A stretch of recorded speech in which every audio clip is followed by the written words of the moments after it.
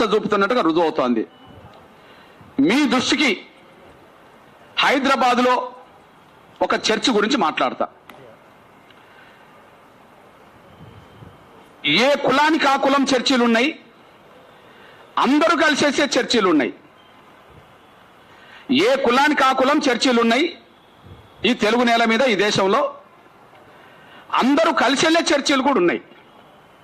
Example, హైదరాబాద్లో ఒక చర్చిలో ఎస్సీ క్రైస్తవులు పోతున్నారు, అందులోనే కొంతమంది బీసీ క్రైస్తవులు పోతున్నారు, అందులోనే ఎస్టీ క్రైస్తవులు పోతున్నారు, అందులోకే ఓసీ క్రైస్తవులు కూడా పోతున్నారు.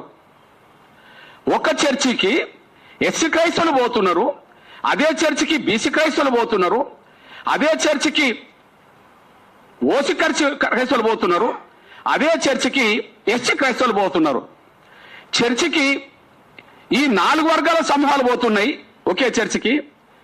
కానీ ఆ చర్చికి వెళ్ళే 3 వర్గాల సమూహాలకు ఈ ఆర్డర్ వర్తించట్లేదు. ఆ చర్చిలో ఎస్సీలు ఉంటారు, కానీ ఎస్సీలకు ఈ ఆర్డర్ వర్తించదు. అదే చర్చిలో బీసీలు ఉంటారు, ఈ ఆర్డర్ వర్తించట్లేదు. అదే చర్చిలో ఓసీలు ఉంటారు, ఈ ఆర్డర్ వర్తించట్లేదు.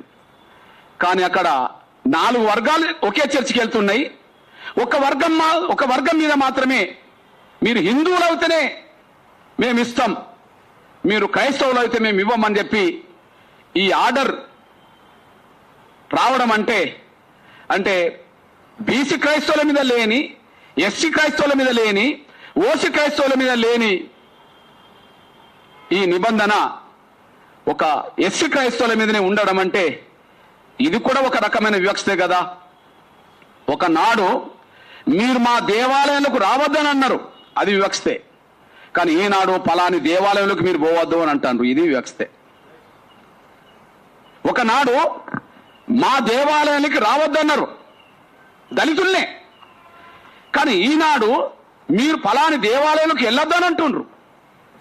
అంటే రావద్దనేది మీరే, ఇంకొక దిక్కు పోవద్దనేది మీరే. ఇది ఎంత అన్యాయం, ఇది ఎంత అవమానం, ఇది ఎంత అన్యాయం, ఎంత అవమానం. ఈ దేశంలో ఏదైనా హిందూ దేవాలయాలకి రాకుండా ఎవరిని అడ్డుకున్నారో దళితుల్నే.